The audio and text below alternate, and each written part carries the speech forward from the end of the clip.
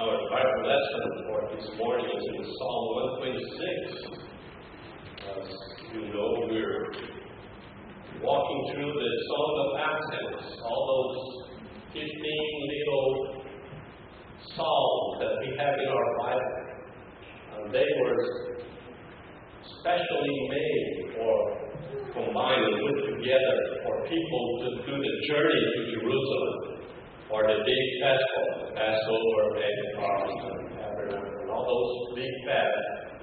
And people would have those psalms, and because they are small, they were able to memorize those psalms, those little psalms. And the whole family and friends, they would kind of take that journey in the caravan, and they would sing those songs. And when they got to Jerusalem, they would stop and start singing. And some people believe that they would sing on their steps to the temple. Others believe that it was just going up to Jerusalem, but they were singing. And those songs, they have all those things about the Christian journey, our journey, the faith journey that we take in our life. And this is not different. So Psalm 126, this is what it says. When the Lord brought back the captives to Zion, we were like men who dreamed. Our mouths were filled with laughter, our tongues with songs of joy. Then it was said among the nations, the Lord has done great things for them. The Lord has done great things for us, and we are filled with joy. Restore our fortunes, O Lord, like streams in the Negev. Those who sow in tears will reap with songs of joy. He who goes out weeping, carrying seed to sow, will return with songs of joy, carrying sheaves with him. This is the word of the Lord. Let us pray. Father, talk to us this morning. Help us to understand. Help us to see what you have for us. Pray that the Spirit will bring renewal in our lives. We pray in the name of Jesus. Amen. Christian life is it's interesting because the question is what makes us people of God? And some people say, well, if I have my name in the church, that will do it. Or if I carry a cross on my chest or that will do it. Or if I do a good deed and good work, that will do it. And all those kinds of things. And don't get me wrong, those things are good. We have to do those things to help people, to tell people that, yes, we know, but sometimes we need a renewal in our faith. We need what they call a aha moment, an epiphany. Sometimes in our life we need a special move from God that refresh our lives. I say, yes, this is what I need. And the psalmist is telling this to us. And it's interesting because there is a movie, I don't know if you know that movie. It's called The Blues Brothers. You ever saw that movie? And that movie tells us the experience of one of the brothers of the aha moment, the epiphany. He has a vision, he sees the light, and it's so interesting. So let's see that clip and see if we can play that.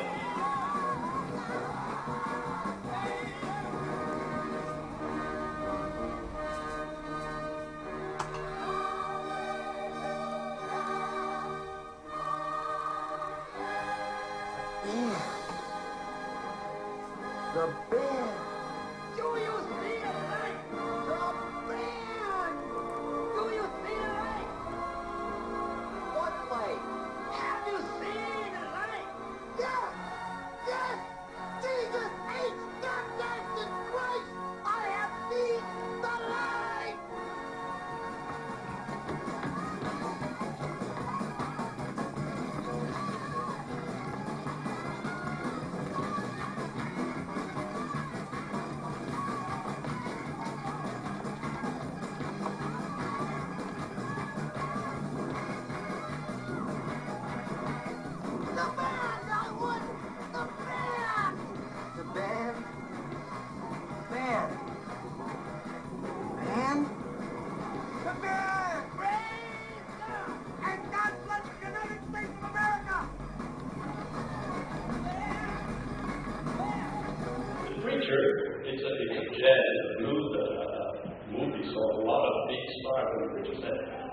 Can you see the light?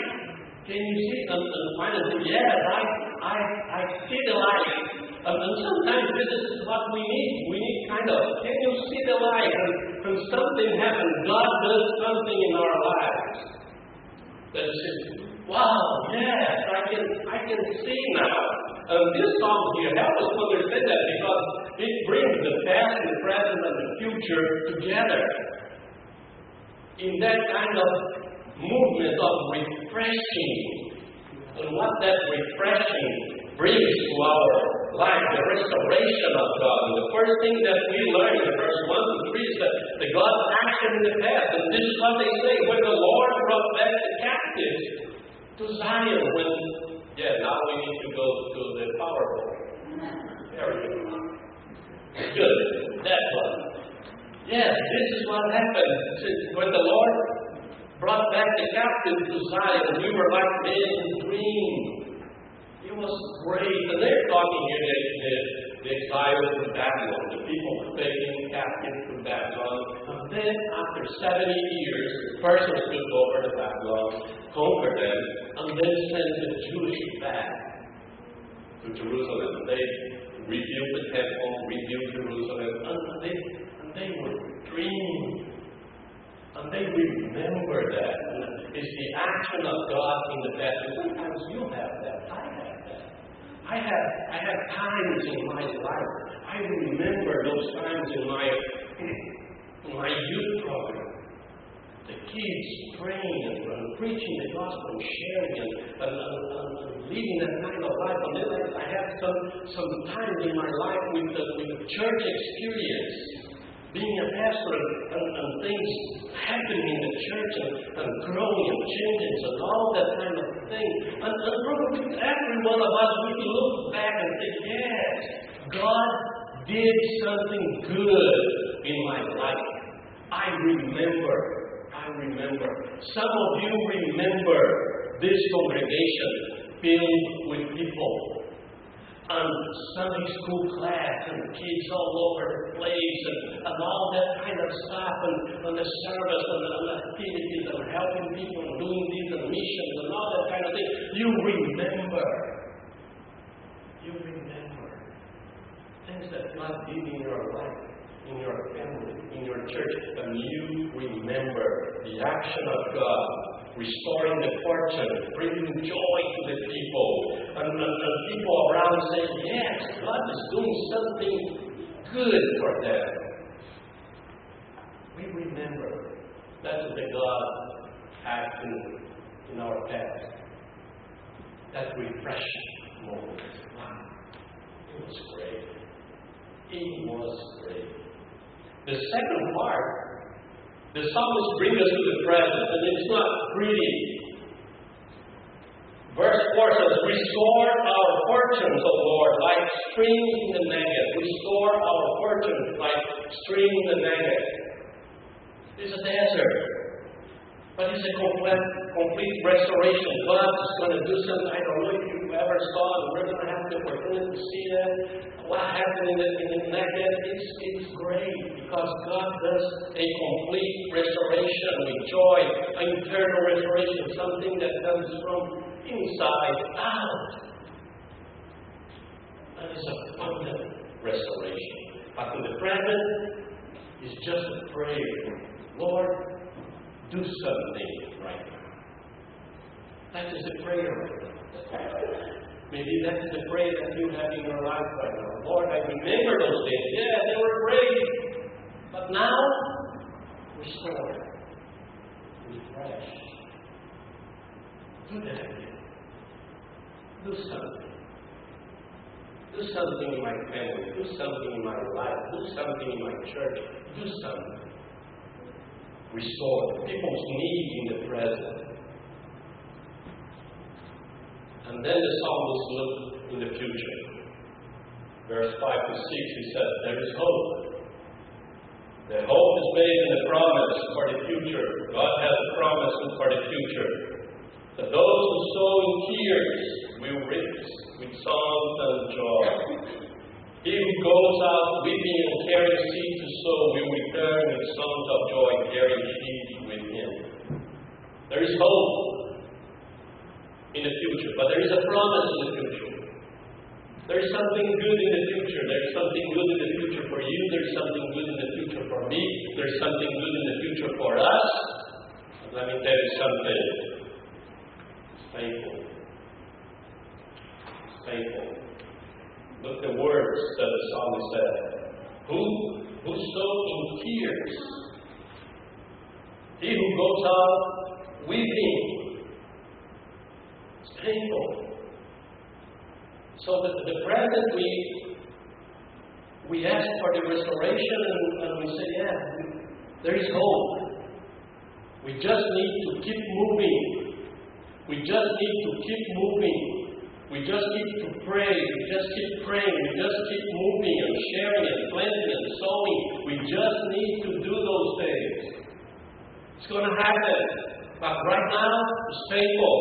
But we cannot stop and wait. Yeah, God's going to do something. Let's sit down and wait. No. God's going to do something. God's going to restore. But we have to sow. We have to plan. We have to go. We have to do something. Do not slow down. Do not stop. Keep moving. Keep moving forward. That is the idea. And we will be rewarded. He said, you're going to come back. With songs of joy. Sheaves. Carry sheaves with you. Yeah, you're going to come back. It's going to be good. But right now, we're planting. Right now, we're sowing. Right now, we're working. Right now, we're reaping. Right now, there's sorrow. Right now, there's sometimes hopeless in the sense that, it's not going to happen. Yeah, we're dying here. No. There's something about the fact. And we cannot stop. We cannot stop. We just need to keep moving forward, pushing forward. And then the restoration will come. Then the restoration will come. And this is what the psalmist used the Negev, the desert. It is a desert area. The whole year is desert. But then the rain comes once in a while and fill the place. And water that people never saw in the desert, all over the place. And flood that whole valley. And then the trees grow, the plants, the flowers. It's a beautiful scene. So I have a video of that. So let's take a look at that video. That is the desert, our Negev.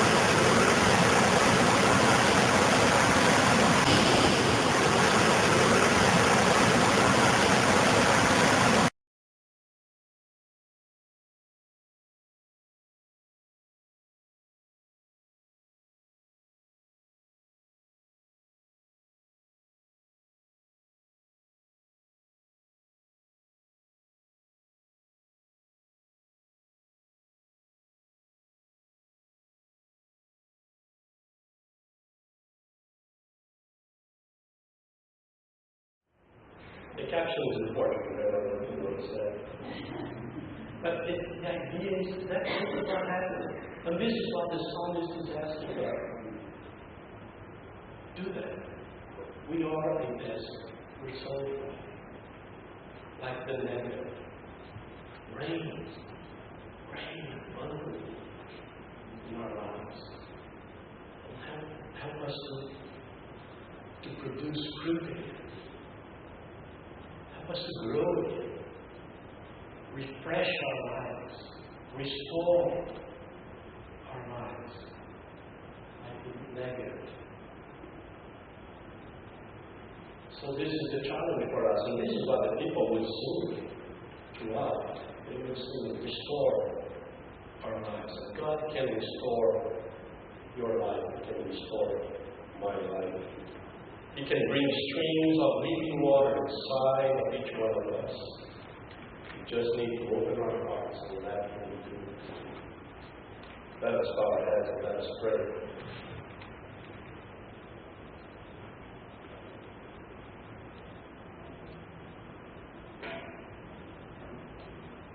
Father, restore our fortunes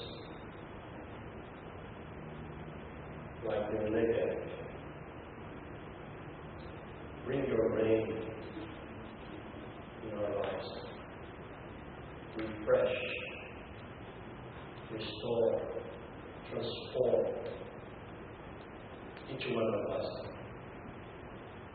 Put hope in our hearts as we work and move forward. Helping us to remember your promises that we will come back with joy and the results of our work. Bless everyone here. We pray in the name of Jesus. Amen.